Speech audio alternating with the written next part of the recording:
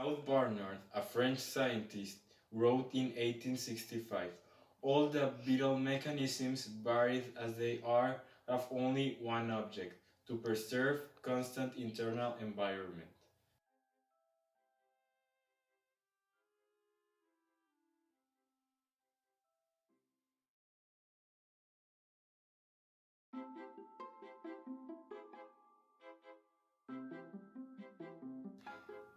The term homeostasis comes from two Greek words, homeos and stasis. The first word means equal or similar, while the other one means state or stability. So its literal meaning is similar state.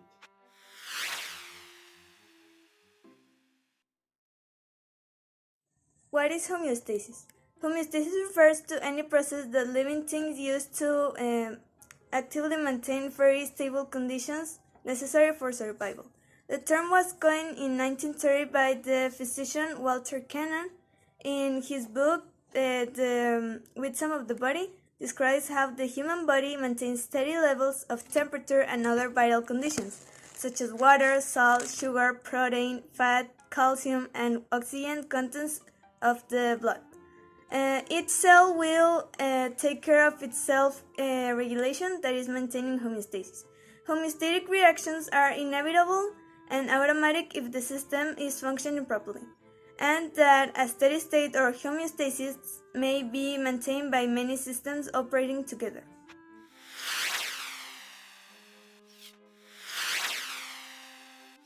Almost all homeostatic control mechanisms are negative feedback mechanisms. This mechanism changes the variable back to its original state, the negative. A positive feedback mechanism is the exact opposite of a negative feedback mechanism. With negative feedback, the output reduces the original effect of the stimulus. In a positive feedback system, the output enhances the original stimulus. Just remember that positive feedback mechanism enhances the original stimulus, and negative feedback that immediately. It's positive.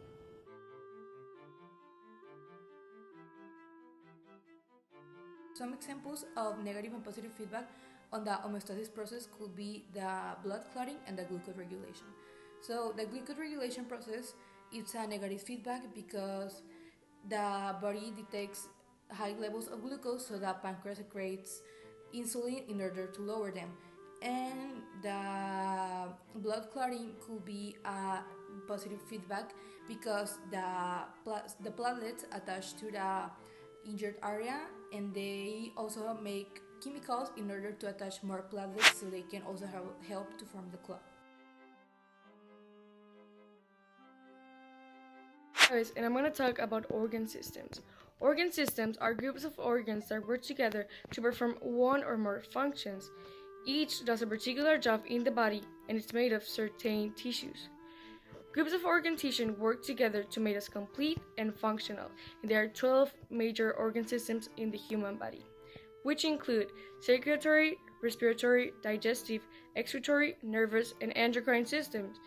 Also, the immune, integumentary, skeletal, lymphatic, in muscle, and reproductive systems that are also part of the human body.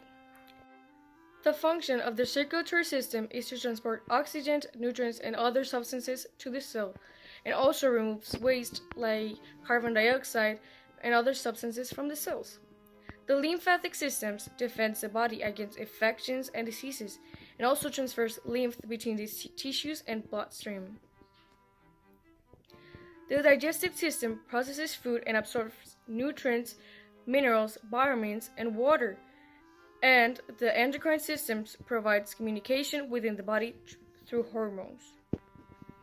The integumentary system provides protections against injuries and loss of fluids. The integumentary system provides protections against injuries and loss of fluids, and physical defenses against infections from microorganisms. The muscle provides movement, support, and heat production to the body. The nervous collects, transfers, and processes information. The reproductive system produces sex cells and sexual hormones. The respiratory system exchanges oxygen and carbon dioxide between blood, air, and body tissues. The skeletal supports and protects the soft tissues of the body. The urinary eliminates excessive water, salts, and waste products of blood in body. The immune defense against microbiological pathogens like viruses and bacteria, which causes diseases.